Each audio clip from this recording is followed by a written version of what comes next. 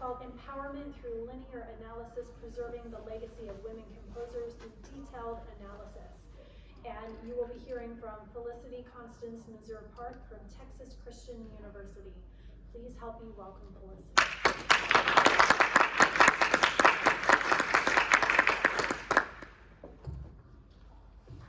Hello, everybody. So this is a paper I wrote as part of my Doctor of Musical Analysis degree at Texas Christian University. So the first significant project we had to complete was a music theory treatise. And my treatise is focused on the analysis of music by various women throughout history. And primarily I'm using Schenkerian analysis techniques to analyze these the music. And I chose this specific method because historically it's a very discriminatory method. So I wanted to revitalize it and use it, to look at music through a different lens.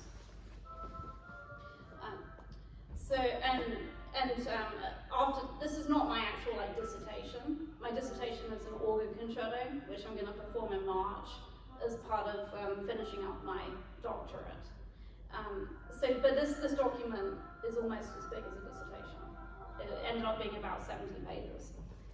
So I'm only going to be presenting sort of a very reduced form of it today.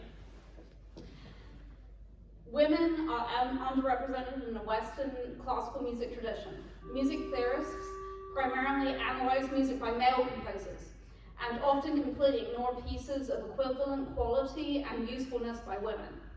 Due to the lack of detailed analyses of music by women, few examples are included in textbooks and anthologies.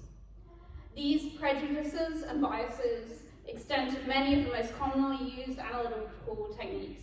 It is acknowledged in academia that Schenkerian analysis has been applied primarily to music by white male composers. And it is a Germanic technique, so even going beyond white male composers, it's primarily applied to music from the Germanic tradition. In 1882, a critic in the Musical Times, a popular periodical at the time, wrote, "A woman who, when taking a pencil, pen, or music sheet, forgets what are the character and obligations of her sex, is a monster who excites disgust and repulsion. They are neither men nor women, but something which has no name and no part in life." Which is the most disgusting and terrible quote. But this was the attitude even towards the end of the 19th century. This disparaging comment about women composers was only published 141 years ago, and shows a glimpse of the challenges women composers faced just a few generations ago. Furthermore, in the music composition world, attitudes towards women composers have not improved as much as they have in other fields. So primarily music composition is viewed as sort of a creation field. So the idea of recreation has always been accepted, that women are allowed to recreate the music of others through performance. But when it comes to actual creation, it was very much more restricted. So women aren't allowed to be the creators, the leaders. This extends to the conducting field too. So the women I chose to analyze some of the most prominent women within history. And these women could be viewed as exceptional women throughout history, which is problematic in itself, because of course there was many, hundreds of thousands of women composing throughout history. But the music by these particular women has survived. So the first piece I chose to analyze, which you can see at the bottom, is Maria Dolce Maria, so referring specifically to the Virgin Mary, by Francesca Caccini. And the second piece was Liebst du Schönheit by Clara Schumann. And I took a different angle with my third selection. So I chose to analyze Shake It Off by Taylor Swift, which surprisingly is a really well-constructed piece. I wouldn't declare myself a Swiftie, but I did enjoy analyzing Taylor Swift's music. And I didn't stick completely to Schenkerian techniques, so for Taylor Swift, I went in a little bit of a different direction, just because the Schenkerian processes in her music are quite simple and straightforward, so that only really took up about one paragraph.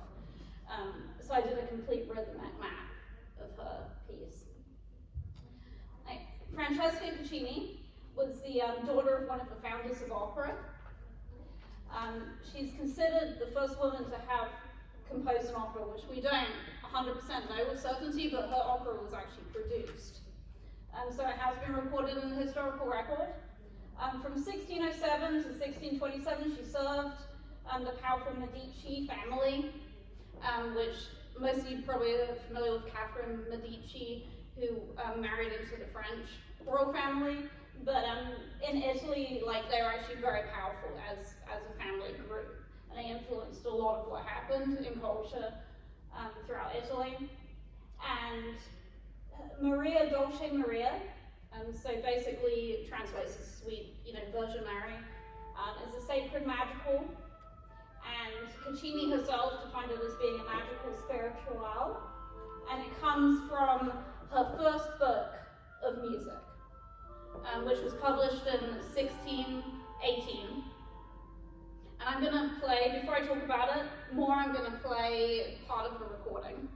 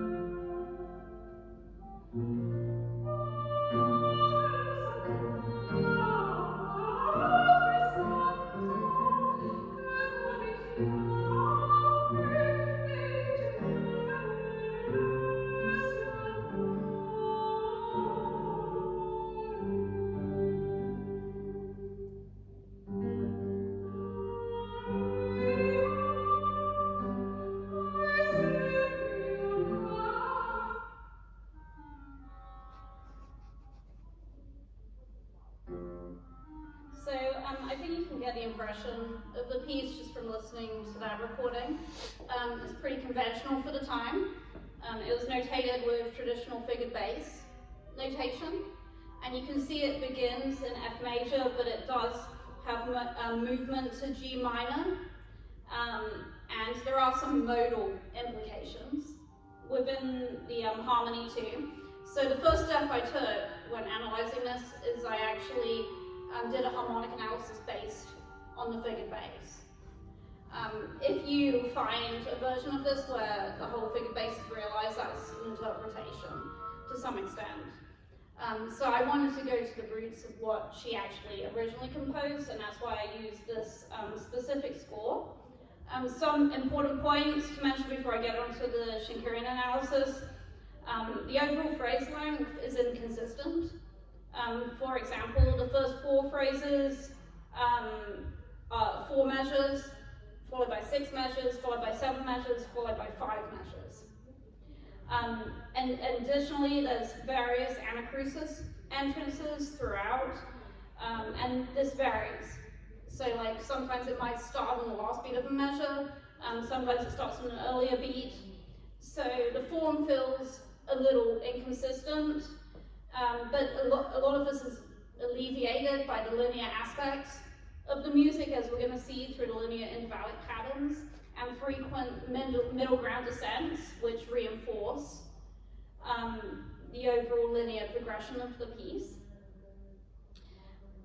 So text-wise, this is the original Italian, followed by a translation, which I found, which I found is pretty reliable. I actually combined 2 different translations to form this translation. The sections of the text in second person are highlighted, and these sections are important because the author is directly addressing the Virgin Mary in these sections, and we're going to see some Fibonacci proportions that are related to when the text changes in terms of who is being addressed. Okay, so with my Schenkerian diagrams, I like to use color to show different levels of middle ground descent. And I try to reduce beaming to just make it very clear what's happening. And with the figure base notation, there weren't an abundance of nodes to account on the diagram. So I think generally my graph is quite to the point and straightforward to read. So the song has a 3-line linear descent. It goes from A, G to F.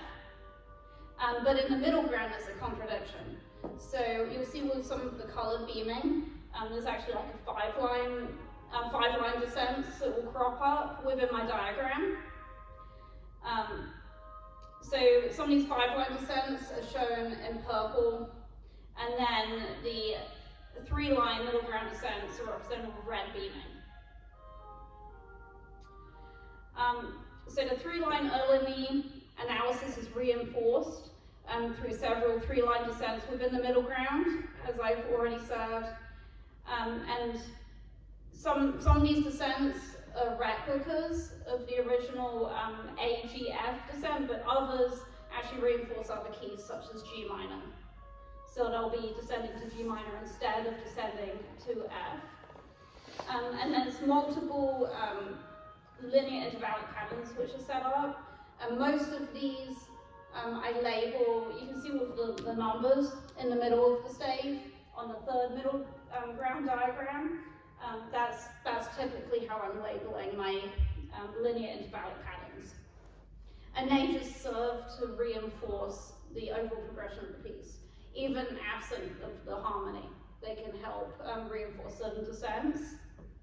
And I actually found quite a few of these patterns in this Caccini aria. So for me, it shows that she really was thinking about form, even if it was subconscious. There's a lot of logic that hangs everything together. And the sections, if you take the measure numbers from each section, they actually all Fibonacci measure numbers. So I define the 3 sections as being the parts of the text which spoke to different parties. So when we go to directly addressing the Virgin Mary, we change over at measure 21, and it's like a more significant amount of melismas. We begin with more syllabic declamation of the text. So there's a lot of logical processes that she goes through. And basically for this treatise, I included a very detailed set of Schenkerian graphs. I did the same thing for a piece by Clara Schumann.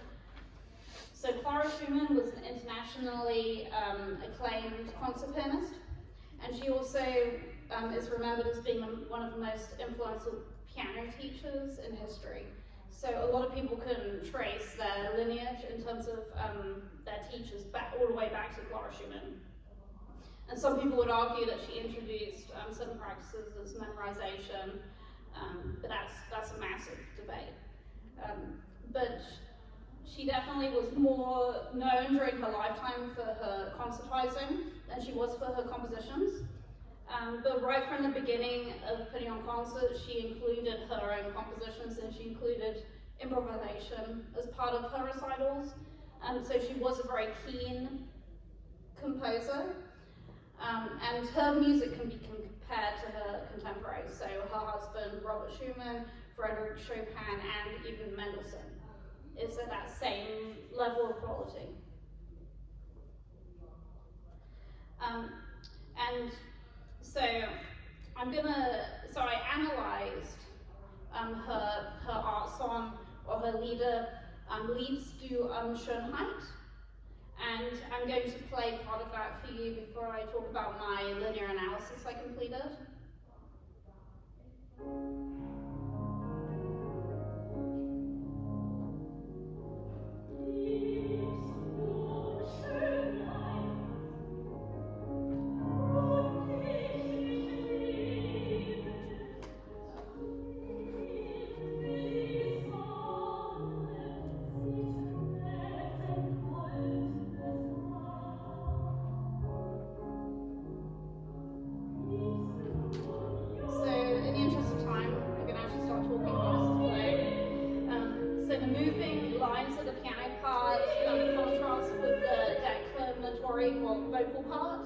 So there's a lot of lyricism within the piano part, but you can hear the vocal part's very syllabic. The piano does take over the vocal line at some points, for example in measure 16, and this takeover is reflected later on in the piece. There's a lot of symmetry and mirroring that occurs throughout the piece. And this takeover results in a climax, and there's a short postlude at the end of the movement. In contrast to the Caccini, Schumann uses second person throughout, and she uses frequent repetition in the poem, which she chose.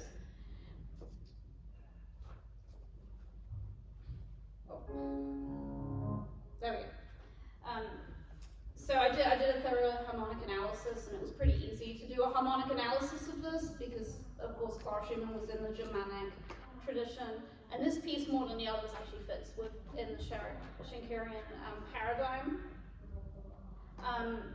This is very much melody and accompaniment. The vocal part takes priority, and I used pink beaming to show the background descent of the Urstadt. So that's the overall descent. And there's multiple middle ground descents, which are shown with other colors throughout the movement, just like I did before. And these are 5-line descents. So they go from A flat to G flat, F to E flat to D flat. And most of these are interrupted, but the 2 times that they are not interrupted are really significant. So halfway through, the middle ground is not interrupted. And this halfway middle ground descent foreshadows the ending of the whole piece. So the Urstadt actually descends in a very similar fashion right at the end of the piece to how the middle ground descent occurs halfway through the piece. And linear intervallic patterns accompany the most significant middle ground descents in Schumann's piece, as did in Caccini's piece. So for both composers, middle ground descents were a very important feature, and the phrase structure within this composition is much more consistent. So for example, in the first half, we have a phrase structure of 2 measures, followed by 2 measures, followed by 4 measures, followed by 2, followed by 2, followed by 4. So we're basically going 2, 2, 4, 2, 2, 4. And that more or less repeats in the second half, apart from right at the end where we have like a 6-measure phrase. Which might be a component of the Germanic influence upon Schumann. And this graph is pretty easy to construct. There's a lot of repetition. A lot of the middle ground descent, which happens halfway through the piece, is just repeated on a much more fundamental level at the end. And I constructed in more or less a similar way, with the different colors showing middle ground versus Urstadt. Okay. For Taylor Swift, I took a very different approach. I did do a brief mention of some of the descents, but the descents within Taylor Swift are very simple. So we're in G major, we're basically doing a 3-line descent, B, A, G. The more significant elements of this are the rhythm, and also how she withholds the introduction of a very stable tonic. So when I presented on this piece at the Taylor Swift conference at Indiana University Bloomington, most of the people in the audience were not musicians. So the way I explain this to them is, I know I don't have a microphone now, but the way I explained it to them is the melody is outlining G major, the G major triad.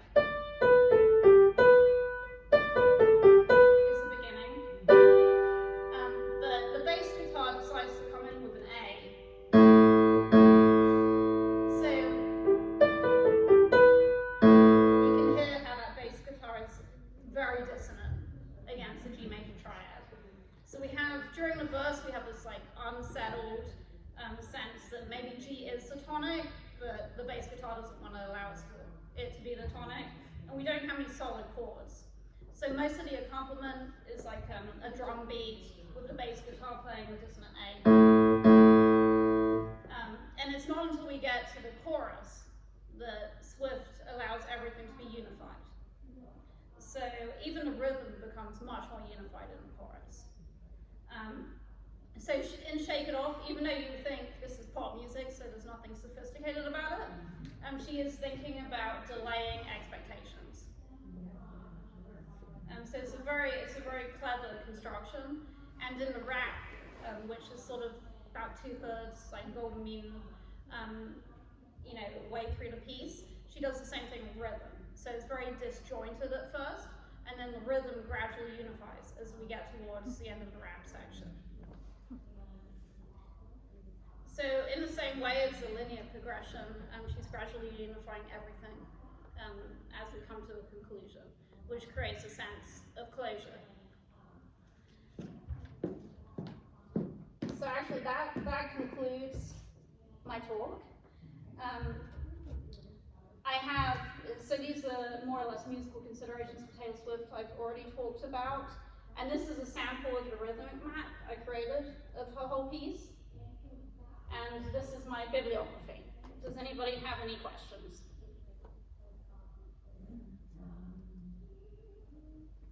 Yep. Could we take a look at your graph of the Caccini? And I do apologize if you mentioned the reason and I must have missed it or something, but you pointed out that there are, like, I guess, more middle ground or back or foreground 5-line descents within Yes. this, even though the background is Yes. a 3-line descent. Could you talk a little bit about why you chose to, because I see on your Urlini, it goes right up to scale degree 5 right from the beginning. Like what helped you decide, no, this is a 3-line with some more ornamental 5 lines? Like, what were some of the things you thought about? With the Caccini, because it was written in the 1600s, there's a lot of modal considerations. And without doing the 5-line descents, when it's not possible to show the nuances of those modal implications at certain points. And I think overall, there is a sense of a strong 3-line descent, but and there wasn't significant enough evidence within the overall structure of the piece for the 5-line descent to take priority. But within Schenkerian theory, I guess there is a theory that everything amounts to a 3-line descent, ultimately. But by including these 5-line descents, it sort of allowed me to show more of the nuances. Okay. And maybe places where, traditional Roman numeral analysis, left off. And modal analysis would take priority. So there's more of a sense of a scalar descent through the 5-line descents. So you felt like, harmonically speaking, it's a strong 3-line, but these 5-line motives that happen are important to showcase for showing those more deeper lines. Yes. Okay. Cool. I love your graphs, by the way. Okay, thank you.